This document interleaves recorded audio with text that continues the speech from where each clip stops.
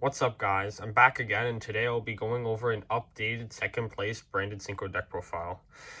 The second place isn't the thing that really matters about this deck profile today, but the thing I really wanted to show off is the choices I was able to make because of the release of the Rarity collection, and some of the cards that I'd be now playing since I have them. Starting off, we have 3 Quam, 3 Cartesia, 3 Albaz. Haven't changed this much. It's really good. Quam, Send, Reborn, good. There was a time where I could have done, where I had like a very interesting play, but it got stopped, where I had like a Bestial Aliber on the field, and I drew into Quam, and then I normaled the Quam, so I was going to send something, then I was going to link off Bestial Aliber into a Striker, so I could trigger the Quam. But unfortunately, it got Veilered.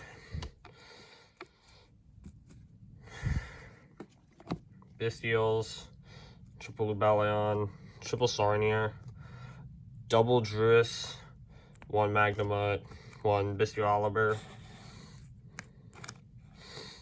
So the only change from the Bestial lineup is just I cut Druis down to 2. This is a decision because, I mean, there isn't too much decks that like I actually need this against, and even so, like, 1 less Druis isn't gonna be that major, as like the decks it's good against are like relatively good matchups for branded Synchro, like Element and Unchained. So I think it's fine to run 1 less to run more versatile non-engine. Still running the 3 Sarniers, it's our best combo one, and Bestial Oliver being Albaz is quite nice. For the remaining Albaz monsters, we have 1 Macario, 1 Albion, and 1 Springen's Kit. These cards are all good. They come up. Macario is one of your main combo cards. Gets Quam access to the Cartesia with the Bestial. Albion is an insane card that either bridges to your engine, like your other branded cards, or just gets Albaz in graveyard for Cartesia the special.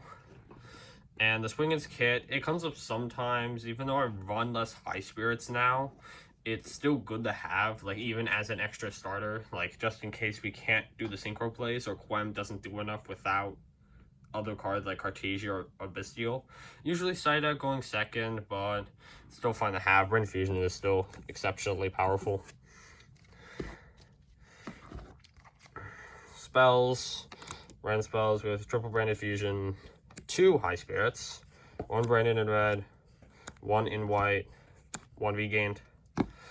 So, High Spirits has been cut down to 2 for this non-engine, of course. I cut like there's been 3 cards cut. I think there's another 1 card that was cut that, yeah. As you will see, I might as well do it too. Also, Retribution. There is no branded beast anymore in this deck. It is just kind of a brick. Not really great to draw, and doesn't actually come up that often. Especially that people want to stop you from doing Lubellion, as regained is still insane. Like, it just still gets you infinite resources if it sticks around too long. Another reason High Spirits was cut down to 2 is it can be sort of inconsistent with some hands. Like, if you don't have a dragon with it, it can be pretty poor. But with the Springen's Kit, it's fine. But it's also just a worse late game top deck. In my final round against Purely, like, I had like an red in hand, and I drew into a High Spirit, and I like had to pass. Like, it was like the middle of the game, or like middle of the game, like really grindy game, but like scenarios like that where like it doesn't feel that great. And it's this stuff like Shifter, which also happened in my last round. For the non-engine I decided to run, it's gonna be quite interesting, as I ran triple Nib, triple Droplet, and 3 Imperm. So there is no longer Ash in the list, and we have replaced it for Nib and added in 3 more Droplet. So, cutting Ashes may seem pretty weird, but it's, I mean, I could go back to it if like the horse engine gets more popular, or at least like at the locals I go to, then I might put Ash in again. That and like Rescue Race are the only times, and Labyrinth are the only times I actually really think I need the card. But like, other than that, it was just good against everything. But I wanted Nib. as it's a more higher impact hand trap that can still hit at least some of these decks. Droplet, it's been pretty good to me, just having the unrespondability, thinning some cards out your hand that you don't want, like Retributions and other free pitches like Shredded Dragon. So it's been really good for that as well. Dodge effects going second, that's pretty important. And the Imperm doesn't play into talent, and it's also just really good against everything. Yeah, that's also another reason why Ash is in here. It's just talent. It's like the same. It has like similar impact to Imperm in most matchups, even though it's used for different things. But like it doesn't play into talent. Extra deck. This is gonna be slightly different. Fusion.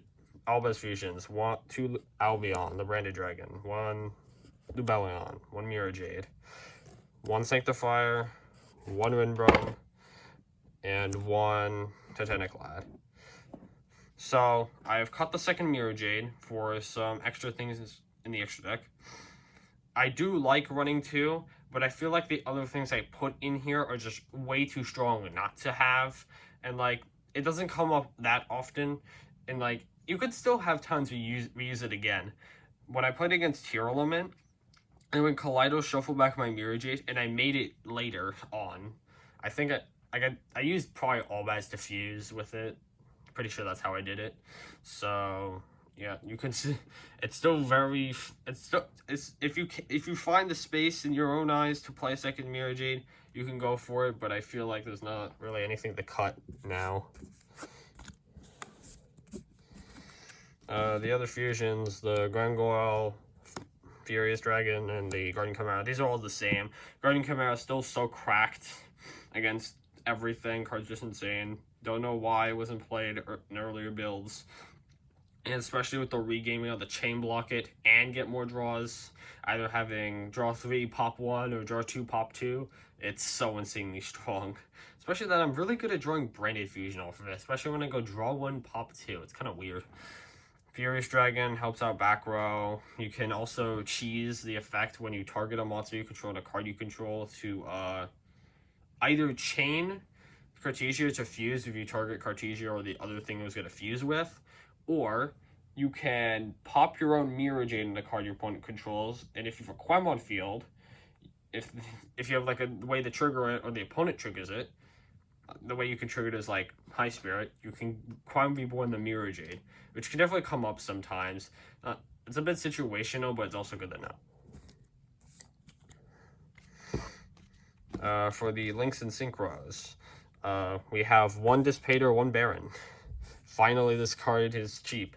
And then for the Links, we have 1 Striker, 1 Seal, and then 1 Little Knight. I finally picked it up. I did not pull it, unfortunately. So Dissipator, the best combo thing in the deck.